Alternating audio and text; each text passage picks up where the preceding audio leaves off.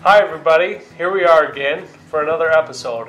On this episode, we're going to be talking about different types of tools and what are some tools that can help get you started.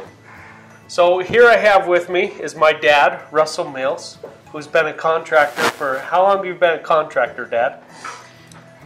Since 1976. That was before I was born. So he's been a contractor for quite some time. So we've broken down these tools into three different levels. Our first level is for beginners who don't want to spend a little bit too much money. And then our second level is those that want to move up to power tools to spend a little bit more money. And then the third level is kind of do it yourself if you're going to finish your basement or framing or different types. Those are your more extreme tools, we can call it. So what I've brought my dad in for is he's going to explain to us a little bit about these different types of tools. And so he's going to explain what they're used for and basically why they would be good to start beginner tools, we could say. Okay, what you see before you right now is a bunch of different hand tools that we have spread out. So there's a lot more tools, but right now we're just going to explain to you the different types of tools. So if you're going to go buy some, if you're going to use them, these are simple stuff to use around the house. So Dad explained to me, let's start with the hammers. What are the difference between these two hammers that we have right here? Okay, you got this littler hammer. It's a 16 ounce, and I use this mainly for finish work. It has the round claw. Sometimes that helps for just prying things when you've got a little nail or something that makes it just a little easier. And that's a 16 ounce. Now you got the bigger hammer, which is a framing. I use it for framing.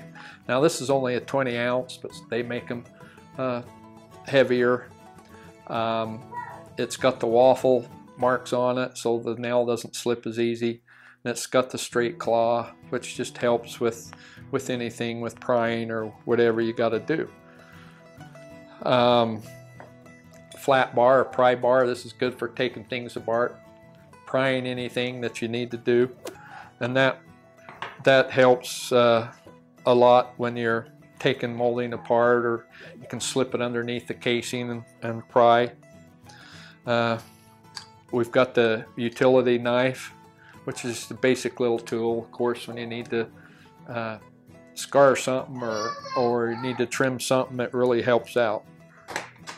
And of course, we've got the measuring tape, and I kind of like carrying around the 30-foot tape. They make them smaller. You get 12-foot, 16-foot, 20-foot. I like the little wider blade because it's a little more sturdier when you stick the tape out and you're trying to measure something, and it holds up just a lot better. So they've got the pliers. These are some dikes that we call. They're good for, you can get them bigger, you can get them smaller. And the reason some of these are smaller is they're easier to carry in if you've got hand tools in your pouch. They're just a lot easier, and these are helping to pull nails out, or you can cut wires with them, or you can cut a nail if you need to cut a nail that gets bent too bad and you can't pull it, and you can just cut it right off.